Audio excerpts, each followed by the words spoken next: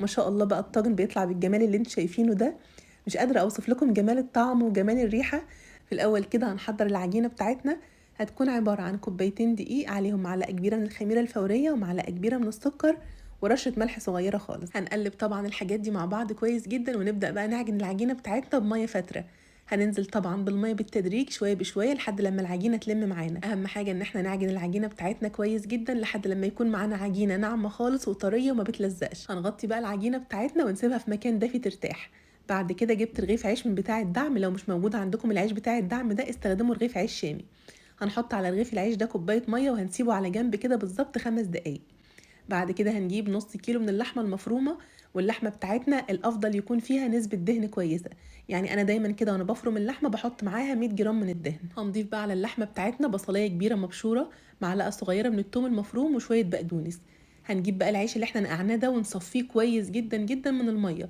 أهم حاجة إن العيش ما يكونش فيه ولا نقطة مية. هنجهز بقى البهارات بتاعتنا، هتكون معلقة ملح ومعلقة فلفل أسود ومعلقة بابريكا، معلقة من السبع بهارات ورشة من جوز الطيب. لو حابين مش حابين استغنوا عنها خالص. هنبدأ بقى نعجن اللحمة بتاعتنا كويس جدا.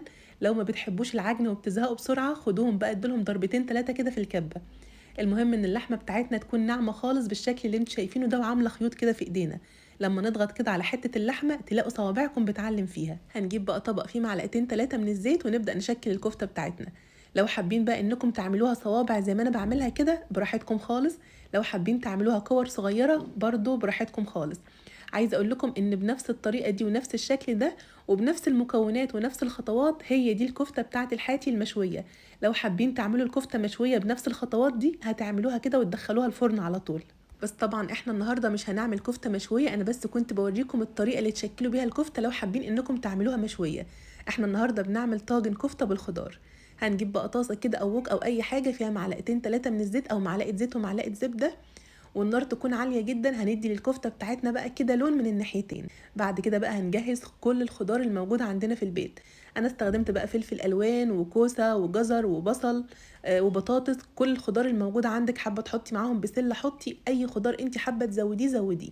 هنقطع الخضار بتاعنا كله مكعبات صغيرة بالشكل ده، وفي نفس الطاسة اللي احنا حمرنا فيها الكفتة هننزل بالخضار. هندي للخضار بتاعنا تشويحة، وانا ضفت عليهم كمان نص كوبايه من البسله. وزي ما قلت لكم كده اي خضار انت حابه تضيفيه او متاح عندك حطيه. هنبهر بقى الخضار بتاعنا بمعلقه ملح ومعلقه فلفل اسود، معلقه من السبع بهارات، معلقه بابريكا، وهنديلهم تقليبه حلوه مع بعض. وهنزود عليهم معلقتين كبار من صلصه الطماطم. هنسيب بقى الخضار مع الصلصه كده على النار بالظبط 5 دقايق على نار هاديه. وبعد كده بقى هنضيف عليهم مكعبات البطاطس وكمان كوبايه من عصير الطماطم. وطبعا بما اننا حاطين صلصه وحاطين عصير طماطم هنزود عليهم نص معلقه صغيره من السكر، وهنديلهم تقليبه حلوه مع بعض. وهنزود عليهم نص كوبايه ميه. هنسيب بقى الخضار بتاعنا يستوي نص تسويه. الخضار عندي كده اخد نص تسويه، كنت مجهزه عندي طاجن. نزلت بقى بالخضار في قلب الطاجن ورصيت الكفته كده على الوش وظبطت شكل الكفته في قلب الطاجن. هنحط بقى قرنين من الفلفل الحار اختياري كده على الوش. وهناخد بقى الطاجن بتاعنا ده وندخله فرن سخن على اعلى درجه حراره بالظبط من 20 ل 25 دقيقه. على ما الطاجن بتاعنا بقى يخرج من الفرن هنجهز العجينه. العجينه ما شاء الله بعد نص ساعه ارتاحت. هنحط تحتها رشه دقيق كويسه وفوقيها رشه دقيق كويسه، وهنفردها بالسمك اللي انتوا شايفينه ده. هنا كده الطاجن كان خلاص استوى تماما، وكمان شغلت الشوايه علشان الكفته تاخد لون حلو من فوق.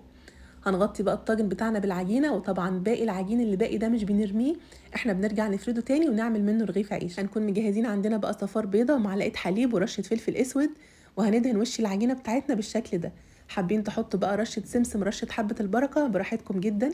هندخل بقى الطاجن بتاعنا الفرن تاني على اعلى درجه حراره، والفرن يكون شغال من فوق ومن تحت مع بعض بالظبط 5 دقايق. بالكتير قوي بياخد 7 دقايق في قلب الفرن. ما شاء الله بقى الطاجن بيطلع بالجمال اللي انتوا شايفينه ده. مش قادرة اوصف لكم جمال الطعم وجمال الريحة. ان شاء الله تجربوه بالطريقة بتاعتي وانا متأكدة ان هو هيعجبكم جدا. الكفتة يا جماعة طعمها رهيب، وطعم الخضار وطعم العيش. بجد بجد العيش ده لوحده كده طعمه في حتة تانية خالص. انا بقى متأكدة ان انتوا لو عملتوا الطاجن ده مرة واحدة بس في البيت هينطلب منكم كل يوم حرفيا. سامحوني بقى على اللغوصة اللي انا بلغوصها دي، بس فعلا ما كنتش قادرة اقاوم جمال الريحة وجمال الطعم. حابين بقى تعملوا جنبه شوية رز ابيض شوية رز بشعرية، طبعا براحتكم خالص. وكده خلاص خلصنا والفيديو بتاعنا النهارده خلص. يا رب الفيديو يكون عجبكم. وكالعاده وزي كل يوم هقول لكم ايه، ما تنسوش يا جماعه لو الفيديو بتاع النهارده عجبكم تعملوا ايه، تعملوا لايك وشير للفيديو. وبألف هنا مقدما، واشوفكم على خير بقى في الفيديو اللي جاي. مع السلامه.